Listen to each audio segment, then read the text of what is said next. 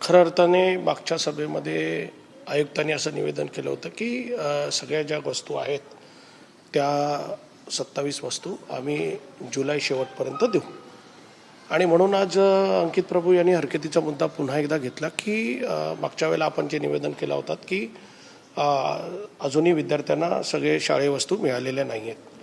त्याच्यावर आयुक्तांनी उत्तर दिल्यानंतर त्यांचं असं म्हणणं आहे की युद्ध चालू असल्यामुळे ज्या छत्र्या ज्या आहेत त्या विद्यार्थ्यांना मिळालं नाही असं कॉन्ट्रॅक्टर म्हणतो आहे.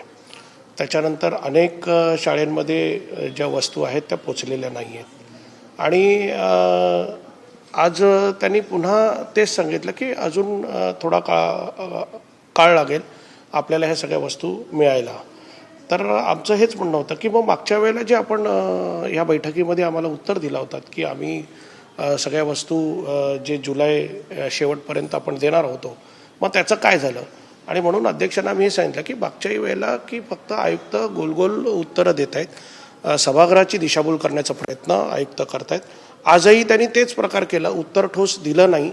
जसं नोटबुकच्या ज्या विषय आहेत, विद्यार्थ्यांना अजूनही नोटबुक मिळालेले नाही, रेनकोट बऱ्याचशा विद्यार्थ्यांना मिळालेले नाही आहेत. अशा पद्धतीने ज्या वस्तू मिळायला पाहिजे होत्या त्या मिळाल्या नाहीत. म्हणून मग अंकित प्रभूच्या हरकतीच्या मुद्द्याच्या माध्यमातून आम्ही सभात्याग केला.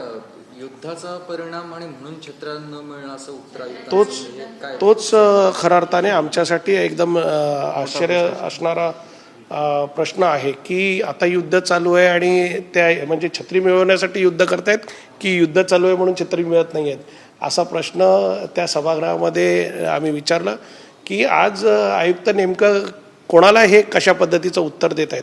आणि म्हणून अध्यक्षांना हेच सांगितलं की अजूनही प्रशासन जे आहे ते योग्य उत्तर देण्याच्या मानसिकतेत नाही आहे आणि म्हणून हे गोल उत्तर देण्याचा प्रयत्न प्रशासन करतात.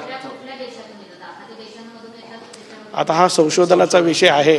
नक्कीच पुढच्या बैठकीमध्ये याच्याबद्दलचं उत्तर आपण सविस्तर त्याच्याकडून बघून घेऊ एवढी खात्री आहे. 14 तारखेला खरं तर शाळा सुरू झालेल्या आहेत, पावसाळा संपायला आला, अजून छत्र्या दिल्या नाहीत. आणि जेव्हा मार्च महिन्यामध्ये जेम पोर्टलशी संबंधित करार करण्यात आला तेव्हा सांगितलं की जेम पोर्टल आल्यामुळे लवकरात लवकर सर्वांना वस्तू मिळतील आणि कमी दरामध्ये आणि पारदर्शक कारभार होईल असं भाजपकडून वारंवार सांगितलं जात होतं.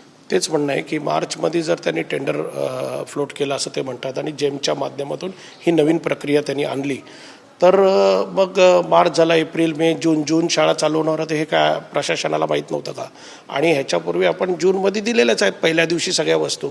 मग जून झालं आणि म्हणून मागच्या जूनमध्येच्या बैठकीमध्ये सुद्धा आम्ही हाच प्रश्न केला होता. म्हणून त्यांनी त्यावेळेला सांगितलं की जुलैच्या शेवटच्या आठवड्यात सगळ्या वस्तू मिळतील.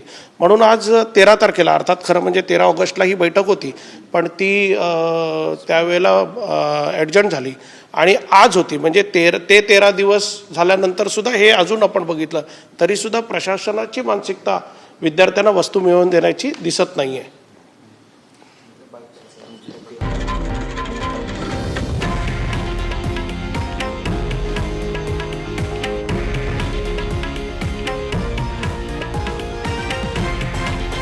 हे आहे देशातील नंबर 1 न्यूज नेटवर्क आणि आपण पाहत आहात TV9 मराठी, एकमेव.